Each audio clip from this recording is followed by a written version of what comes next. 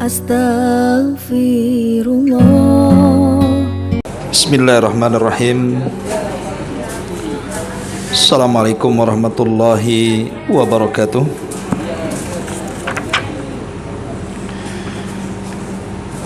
Bihamdillahi wassalatu wassalamu ala rasulillah wa ala alihi wa sahbihi wa mawalah wa la hawla wa la quwata illa billahi wa ba'du. Baik, kita lanjutkan kajian kita, masih membahas sirah nabawiyah, dan kita sudah memasuki halaman ke-70 tentang pertemuan Nabi SAW dengan seorang pendeta yang bernama Buhairah, atau dikenal dengan Buhairah Ar-Rahib.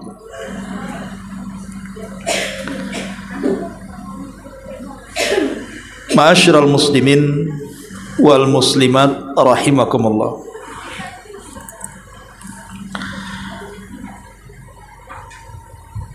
Kita tahu bahwa ketika Nabi SAW berusia 8 tahun, maka Nabi SAW diasuh oleh pamannya Abu Talib, dan Abu Talib senantiasa mendidik Nabi SAW, termasuk juga mengajarkan kepada Nabi SAW tentang ilmu perniagaan, ilmu dagang. Karena kita tahu bahwa kebiasaan orang-orang Quraisy itu berbeda dengan orang-orang yang ada di kota Madinah, di mana orang-orang Quraisy ataupun umumnya orang Mekah, ekonomi mereka diambil dari perniagaan. Wajar karena memang tanah di negeri Mekah tidak bisa ditumbuhi tumbuh-tumbuhan tidak sesubur kota Madinah. Dan di Madinah itu umumnya mereka para petani, orang-orang yang kerja di ladang, karena memang kondisi tanah di kota Madinah itu memang subur. Wajar kalau seandainya penduduk Madinah itu mereka suka bercocok tanam di ladang-ladang mereka. Tapi di Mekah berbeda. Di Mekah itu tanahnya tandus, kering kelontang, tidak bisa ditumbuhi, sehingga ekonomi penduduk Mekah di zaman itu hanya mengandalkan perniagaan. Makanya kemudian orang-orang Quraisy secara umum mereka akan mendidik anak-anak mereka untuk menjadi seorang pedagang sukses. Jadi ilmu perniagaan itu dialirkan ke darah-darah anak-anak mereka, sehingga Allah Subhanahu wa taala sendiri menjelaskan tentang kebiasaan mereka di dalam Al-Qur'an, li'ila fi Quraisyin ila fihim rihlatash syita'i was-saif. Kebiasaan orang-orang Quraisy itu, kata Allah Subhanahu wa taala, mereka selalu mengadakan rihlah, perjalanan, baik di musim dingin ataupun di musim panas, baik di musim syita ataupun saif, artinya di musim dingin ataupun panas. Kemana mereka berniaga? Mereka berniaga kedua negara. Pertama ke Yaman, dan yang kedua ke Syam. Karena dua negara ini dikenal ekonominya sangat maju di zaman itu. Beda kalau di zaman sekarang, tentu Saudi lebih makmur dibandingkan negeri-negeri tersebut. Tapi ini kan kejadiannya di zaman Rasul. Jadi zaman Nabi SAW, Yaman itu negeri yang sangat makmur. Begitu juga negeri Syam adalah negeri yang sangat makmur. Makanya kemudian oleh penduduk Mekah dijadikan target perniagaan. Di dua musim inilah mereka berangkat ke Yaman atau berangkat ke negeri Syam. Ma'asyiral muslimin wal muslimat rahimani wa rahimakumullah. Lah saat Nabi SAW berusia meniti 12 tahun, ada yang mengatakan lebih 2 bulan 10 hari, artinya masuk ke usia 13 tahun, maka Abu Talib selaku pamannya ingin mengajarkan ilmu perniagaan kepada anak saudaranya ini. Maksudnya Nabi SAW. Maka Abu Talib pun kemudian mengajak beliau untuk ke Syam, karena kebetulan ketika itu ada musim pemberangkatan kafilah dagang menuju negeri Syam.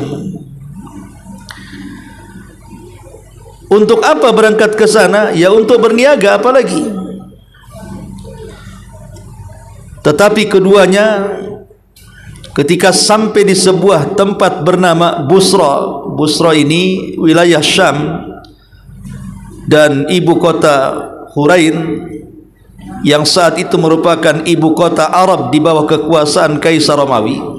Jadi saat itu Syam di bawah kekuasaan Romawi. Di situ ada seorang pendeta terkenal bernama Buhaira Ar-Rahib namanya. Pendeta Buhaira, di mana nama aslinya adalah Jirjis. Jadi Buhaira Rahib itu adalah laqab. Nama aslinya adalah pendeta Jirjis. Lah pendeta Jirjis ini atau dikenal dengan Buhaira, ketika kafilah Nabi SAW berlalu di sana, tiba-tiba kemudian si pendeta ini keluar menjumpai mereka, padahal dia tidak pernah mau menemui seorang pun sebelumnya. Jadi kalaupun ada lalu lalang kafilah dari Mekah, pendeta Jirjis ini tidak menghiraukannya, sama sekali tidak pernah mempedulikannya. Anehnya saat kafilah Nabi SAW yang dipimpin oleh Abu Talib berangkat dari Mekah ke Madinah, entah kenapa kemudian pendeta Jirjis ini atau dikenal dengan Buhaira Rahib menghadang kafilah ini. Kemudian tiba-tiba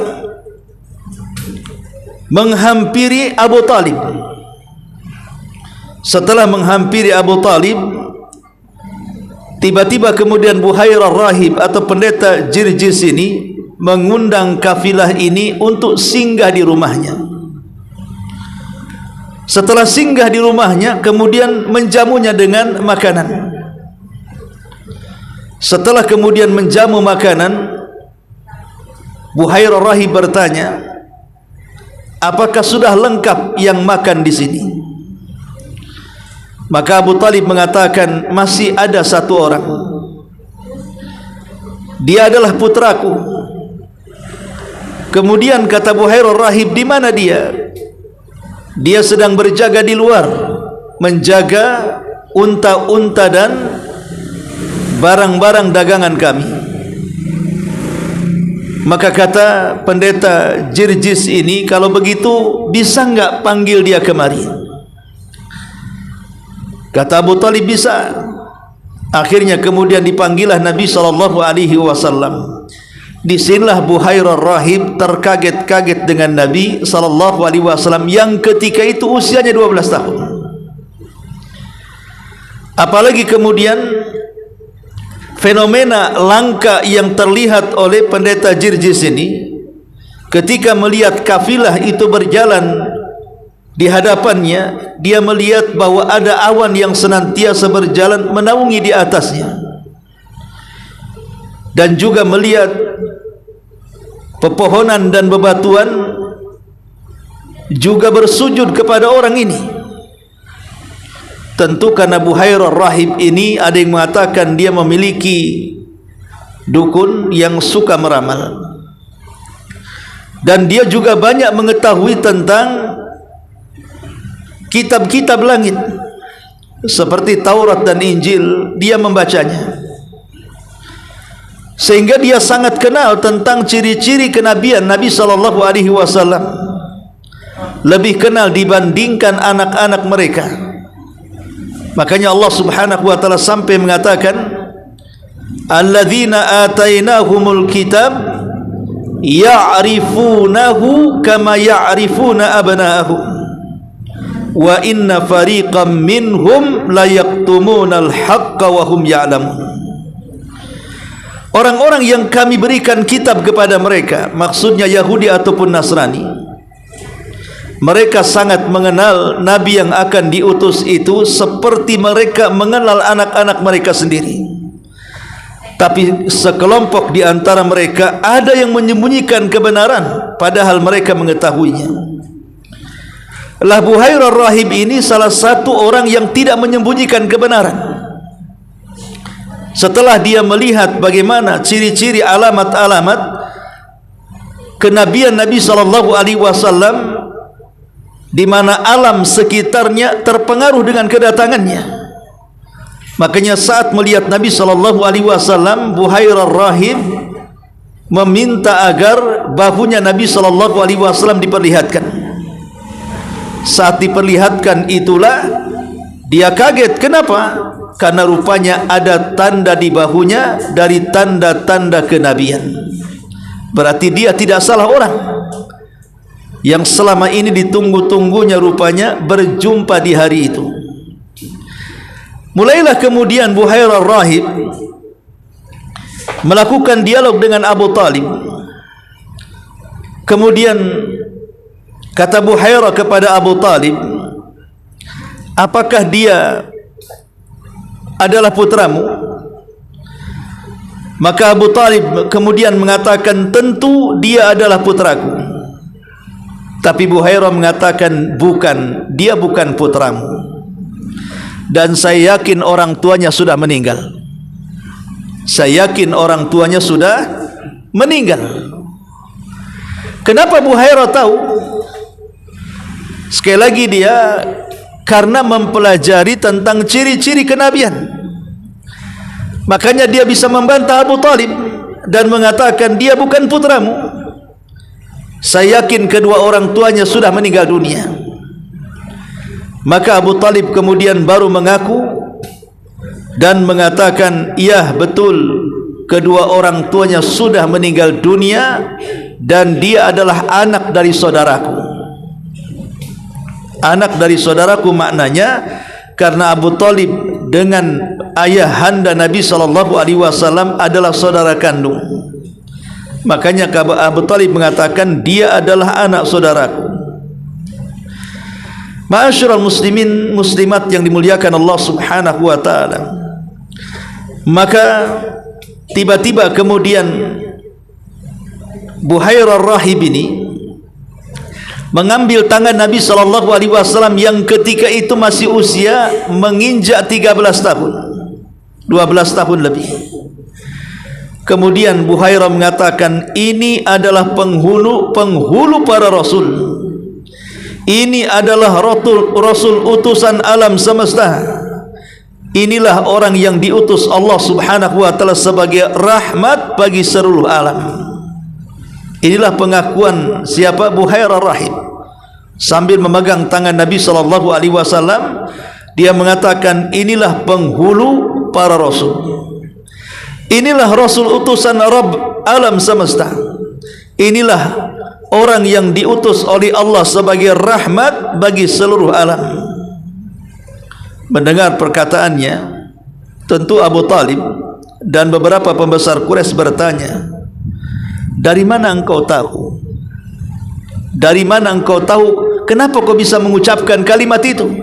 Kita saja baru kenal sekarang, baru berjumpa sekarang. Bagaimana kau bisa memprediksi bahwa orang ini adalah utusan Allah yang akan membawa rahmat bagi semesta alam? Maka Buhairah pun menjawab, menjelaskan kepada para pembesar Quraisy yang ikut satu kafilah dengan Abu Talib.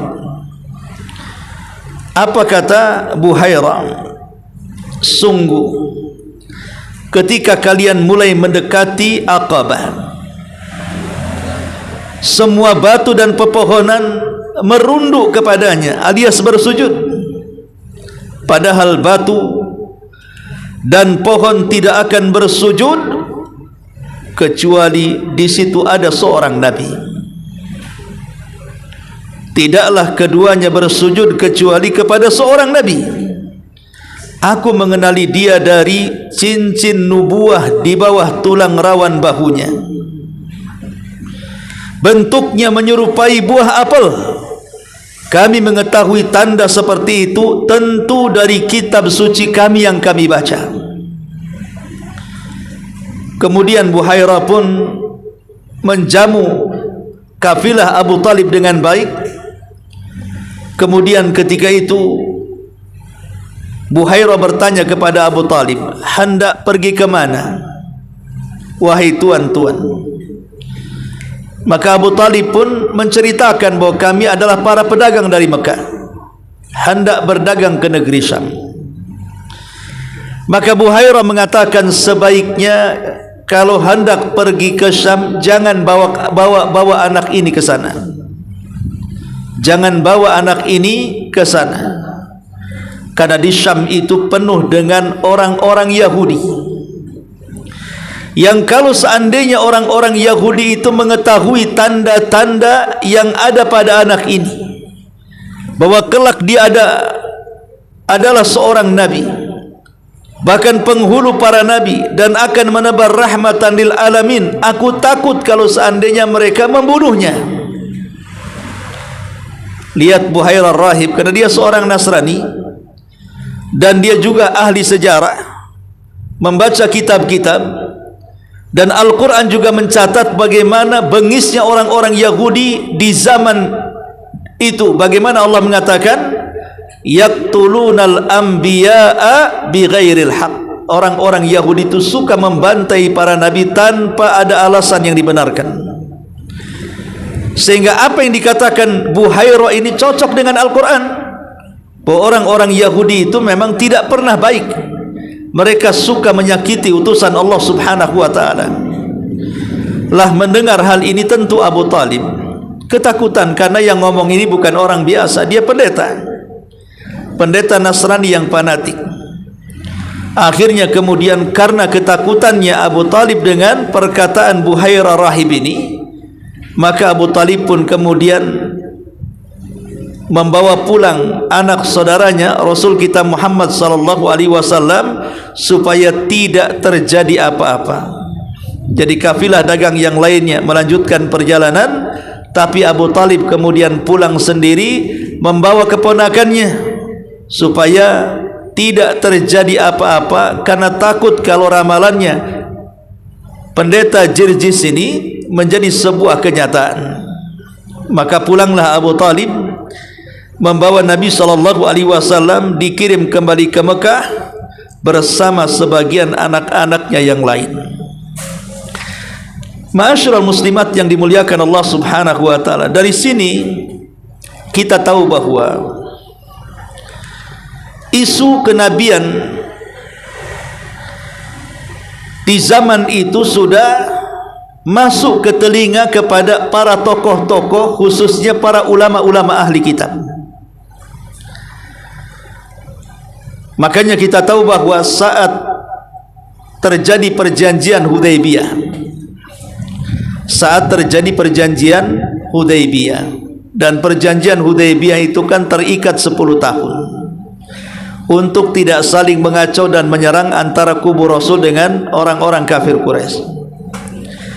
Itulah yang dijadikan kesempatan Nabi SAW untuk bermurasalah, untuk mengirim surat, mengajak masuk Islam raja-raja dan tokoh-tokoh. Kita tahu bahwa hampir secara keseluruhan raja-raja yang beragama Nasrani, mereka mau menerima surat itu dan memuliakannya. Ada yang masuk Islam, ada juga yang menolak Islam tapi menghargai ajakannya. Berbeda dengan agama di luar Nasrani, seperti Kisra yang beragama Majusi, di mana Kisra raja Persia saat menerima surat Nabi SAW ajakan masuk Islam, marah dia, kemudian merobek-robek suratnya. Maka Nabi SAW mendoakan keburukan kepada kerajaan Persia, khususnya Raja Kisra. Dan Rasul mengatakan, sebagaimana engkau telah merobek suratku, maka kudoakan semoga Allah merobek kerajaanmu.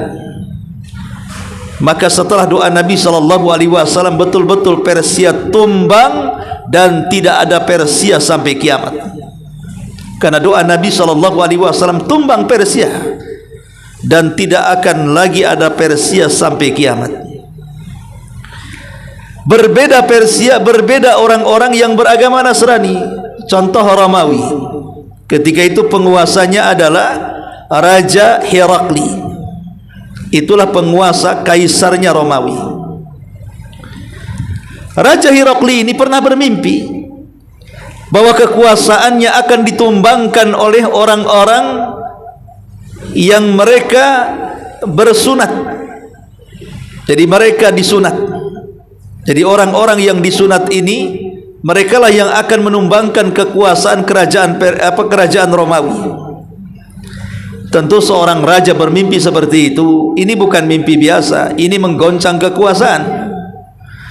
Makanya kemudian dia pun mengumpulkan para pembesarnya, terutama dukun-dukunnya, penasihat spiritualnya, kemudian mendiskusikan soal mimpinya.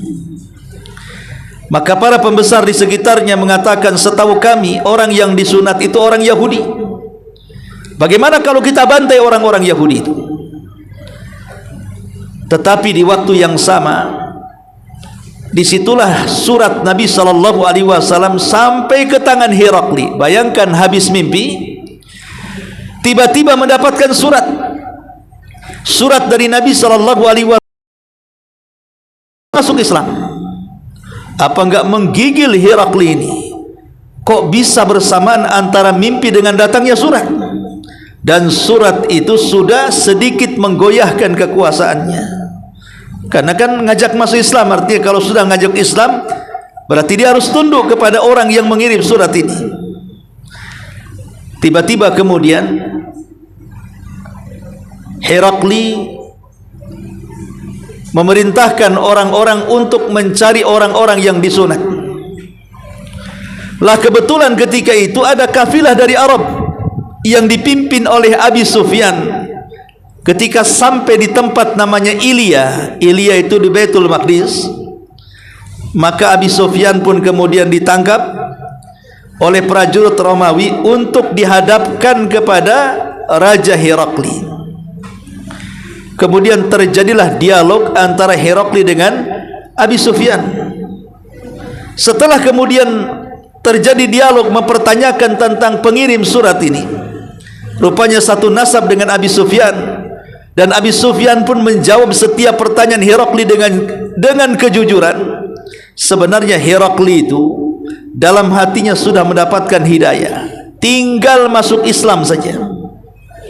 Karena ciri-ciri Herakli, ciri-ciri Nabi yang dijelaskan oleh Abi Sufyan dari jawaban-jawaban pertanyaan Herakli itu persis seperti apa yang dia baca dan apa yang ia mimpikan. Tapi saat kemudian dia hendak masuk Islam, tiba-tiba ditentang oleh seluruh menteri-menterinya. Karena dia takut kalau kerajaannya jatuh, dijatuhkan oleh menteri-menterinya, dikudeta gara-gara dia masuk Islam. Maka Herakli pun akhirnya tidak jadi masuk Islam. Tapi dengan sikap kebijakannya, dia tidak merobek surat itu. Bahkan dia menempatkan surat itu di tempat yang layak. Makanya Nabi SAW tidak mendoakan kehancuran kepada bangsa Romawi sebagaimana mendoakan kehancuran kepada bangsa Persia. Makanya Romawi sampai hari ini masih ada, bahkan sampai kiamat pun masih ada, karena tidak didoakan kehancuran oleh Nabi SAW. Begitu juga saat Nabi SAW mengirim surat kepada Raja Mesir. Raja Mesir juga agamanya Nasrani, namanya Muqawqus. Muqawqus Raja Mesir menerima surat Nabi SAW yang dibawa oleh seorang sahabat namanya Dihyatul Kalbi. Kemudian ketika Muqawqus membaca surat ajakan masuk Islam, kemudian berdialog dengan Dihya. Memang dia tidak masuk Islam, tapi dia tidak keras dengan Rasul SAW, dan juga dia memperlakukan suratnya dengan baik. Bahkan dia mengirim hadiah untuk diserahkan kepada Nabi SAW, 2 wanita untuk dijadikan selir Nabi. Pertama Maria Al-Qibtiyah, dan yang kedua Sirin. Yang kemudian Maria Al-Qibtiyah diambil Rasul, dan Sirin diserahkan kepada Hasan ibn Thabit, juru bicara Nabi SAW. Dari Maria Qibtiyah inilah selir Nabi SAW lahir putra Nabi SAW Ibrahim, putra Muhammad SAW. Tapi sayang, belum genap usianya 2 tahun, Ibrahim pun meninggal dunia. Tapi Muqawqus walaupun tidak masuk Islam, dengan kedatangan surat itu, tapi dia sangat menghargai surat itu. Kemudian yang ketiga, Najasyi. Inilah raja Nasrani yang masuk Islam. Jadi saat Nabi SAW melihat penindasan para sahabat yang dilakukan oleh orang-orang Quraisy, maka Nabi SAW melihat penderitaan para sahabat tidak tahan. Akhirnya kemudian Rasul memerintahkan untuk hijrah. Tapi hijrah ke mana? Bumi yang luas ini memikirkan hijrah ke mana? Kemudian Rasul punya ide agar mereka hijrah ke negeri Ethiopia, ke daerah Ahbash, atau disebut dengan wilayah Najasyi. Maka berangkatlah kemudian kloter pertama dari hijrah pertama menuju Habasyah. Betul, sesampai di Habasyah, para sahabat mendapatkan ketenangan ibadah, persis seperti yang dikatakan Rasul, hijrahlah ke negeri Ethiopia karena di sana ada raja yang adil yang tidak pernah melakukan kezaliman kepada rakyatnya. Tapi masalahnya musuh Allah tidak terima. Bagaimanapun mereka terus membuat makar supaya Islam tidak berkembang. Maka pembesar Quraisy kemudian mengirim Amr ibn As, yang ketika itu belum masuk Islam, karena Amr ibn As ini kan seorang pedagang sukses, tokoh Quraisy, dan kenal para pejabat yang ada di Ethiopia. Jadi Amr ibn As ini melobi para pejabat dengan cara menyogok mereka dengan harta yang banyak agar sang raja mengembalikan para sahabat kembali ke Mekah. Dikhawatirkan Islam berkembang. Tapi Najasyi ini bukan orang bodoh. Dia pun melakukan dialog dengan Ja'far putra Abdul Muttalib, ketika itu sebagai jubirnya orang Islam, jubirnya para sahabat yang ada di Ethiopia. Maka kemudian ketika itu Amr ibn As mulai memprovokasi dan mengatakan kepada Najasyi, wahai sang raja, orang-orang ini adalah orang-orang sesat. Dia tidak menganut agama yang kami anut, dia pun tidak menganut agama yang kau anut, tapi dia berani datang kemari. Kata Najasyi, betul juga. Kalau begitu saya ingin bertanya kepada anda, siapa namanya? Dia mengatakan Ja'far, karena kan memang dialognya berbeda, harus pakai penerjemah. Satu orang Arab, satu orang asing yang bukan berbahasa Arab, tentu harus lewat penerjemah. Jadi Najasyi kemudian menanyakan maksud kedatangan mereka ke tanah Ethiopia ini, dan mengatakan, kalian tidak beragama seperti agama yang ada di lingkungan kalian, dan kalian juga tidak beragama seperti yang kami anut di sini. Lalu apa tujuan kalian kemari? Disinilah kemudian Hamzah, para sahabat Nabi SAW menjelaskan kepada An-Najasi. Penjelasan Hamzah inilah penjelasan Ja'far, bukan Hamzah. Penjelasan Ja'far inilah yang menjadikan Raja Ethiopia Najasi akhirnya masuk Islam. Inilah sebab penjelasan Ja'far akhirnya kemudian Herakli masuk Islam. Herakli An-Najasi masuk Islam. Jadi Ja'far ini mengatakan, wahai sang raja, wahai sang raja, sesungguhnya dulu kami adalah orang yang boleh dikata jahiliyah. Kami ini orang bodoh. Dulu kami menyembah berhala, kami juga memakan bangkai, kami juga suka berzina, kami juga suka memutus silaturahim, kami juga suka berbuat jahat kepada tetangga, yang kuat menindas yang lemah. Kami sangat buruk saat itu. Tiba-tiba datang seorang yang mengaku Rasul, yang mengaku Nabi, datang kepada kami. Kami tahu nasabnya, kami tahu kejujurannya, kami tahu amanahnya, kami tahu kehormatannya. Tiba-tiba orang ini mengajak kami menuju Allah, agar kami mentauhidkan Allah dan hanya menyembahnya. Dan kami keluar dari apa yang kami sembah dari bapa-bapa dan nenek moyang kami, yang terbuat dari batu dan berhala-berhala itu. Kami disuruh meninggalkannya. Kemudian orang itu melarang kami untuk berzina, melarang kami untuk berdusta, melarang kami untuk memakan harta anak yatim, menuduh wanita baik-baik pezina, dan begitu seterusnya. Itulah yang kami bisa jelaskan dari orang itu. Tiba-tiba kami diintimidasi, kami dimusuhi, kami diusir. Makanya kami akhirnya hijrah dari negeri kami ke negeri anda di sini. Kemudian Najasi mengatakan, apa yang membuat kalian datang ke negeri kami? Kenapa negeri kami yang menjadi tujuan? Kan banyak negeri-negeri di dunia ini. Maka Ja'far menjelaskan, karena Rasul kami telah memuji diri anda. Hijrahlah ke Ethiopia, karena di sana ada seorang raja yang adil, yang tidak pernah menzalimi siapapun. Kata Najasi, betul? Betulkah orang yang ngaku Nabi mengatakan saya pemimpin adil? Maka Ja'far mengatakan, ya, anda pemimpin yang adil. Maka Najasi, atau dikenal dengan Ashama ibn Afjur nama aslinya, mengatakan kepada Ja'far, kalau begitu aku lindungi kalian, dan tidak ada orang yang berhak mengusir kalian di sini. Tinggallah di sini dengan baik.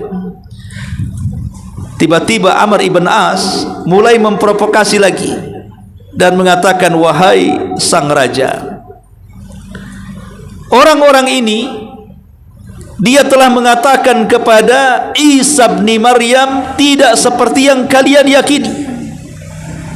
Karena orang-orang Nasrani tentu mengkultuskan Isa dan mengatakan Isa anak Tuhan, Isa satu di antara tiga Tuhan, bahkan yang mengatakan Isa adalah Tuhan itu sendiri. Jadi Amr ibn As ini ketika itu masih kafir mengatakan, wahai sang raja. Tapi orang-orang ini, maksudnya rombongan Ja'far dan sahabat yang lainnya, mereka mengatakan sesuatu yang tidak pantas tentang Isa bin Maryam. Maka terpancing lagi emosinya Najasi dan mengatakan, jelaskan kepada kami wahai Ja'far, bagaimana menurut anda tentang Isa bin Maryam? Maka kemudian Ja'far ketika itu membaca surah Maryam, Kaf, Ha, Ya, Ain, Sad. Kemudian terus membaca surah Maryam, sekitar 20 ayat dibaca oleh Ja'far bin Abdul Muttalib ini. Maka setelah kemudian mendengar An-Najasyi ayat-ayat yang dibaca oleh Ja'far dari surah Maryam, sekitar 20 kurang lebih ayat yang dibacakan beliau, entah kenapa hidayah masuk. Najasyi pun menangis.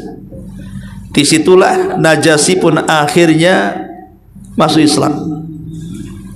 Tapi masalahnya dia sembunyikan keislamannya.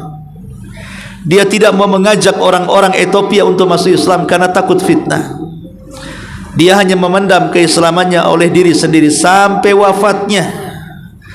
Makanya Nabi SAW saat mendengar Najasyi, apalagi Najasyi kan orang baik, salah satunya pernikahan Rasul dengan Ummu Habibah, siapa yang ngasih mahar? Najasyi yang ngasih mahar. Banyak kebaikan Najasyi kepada Rasul, walaupun Rasul tidak pernah berjumpa dengan Najasyi, dan dia dianggap walaupun bukan sahabat tapi muhadram, orang yang masuk Islam di zaman Nabi tapi tidak melihat Nabi, makanya tidak dikatakan sahabat, dikatakan muhadram atau dikatakan namanya pembesar para tabi'in. Maka saat meninggalnya Najasyi, Nabi kemudian menyolat gaibkan, dan itulah salat gaib pertama dalam Islam. Karena menganggap Najasyi masuk Islam, maka Rasul pun kemudian menganggap Najasyi Islam dan mensalat gaibkan, karena di negeri Ethiopia tidak ada yang menyalatkan Najasyi.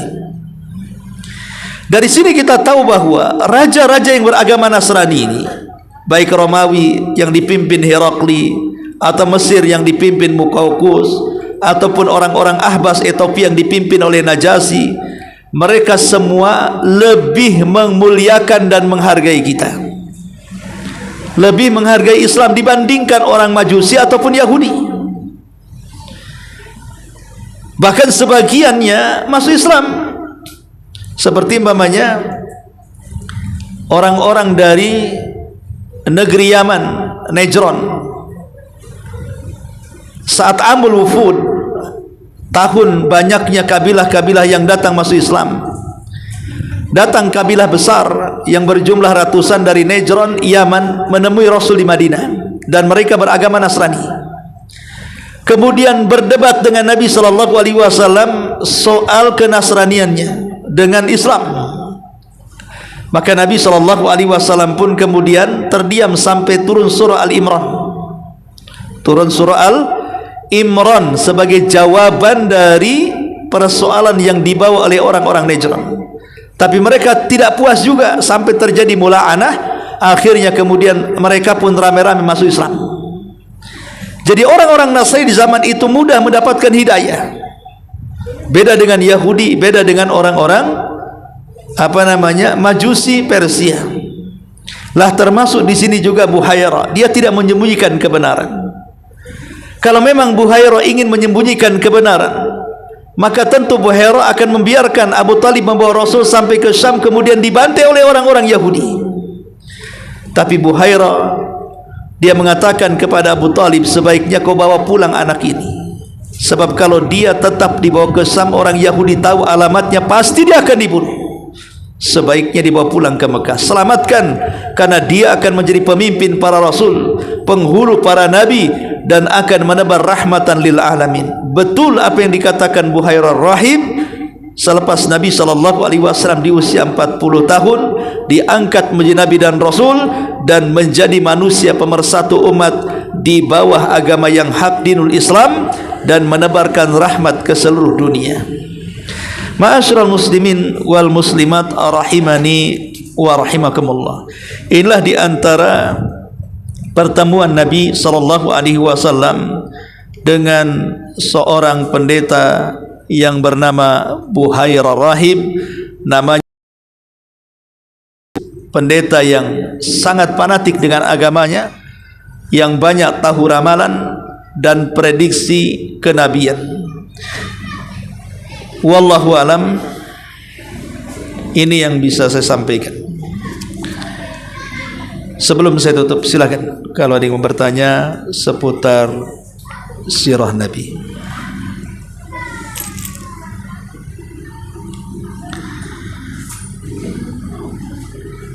Baik, kalau tidak ada, Subhanakallah bihamdika asyhadu an la ilaha illa anta astaghfiruka wa atubu ilaik. Allahu taala alam. Assalamualaikum warahmatullahi wabarakatuh.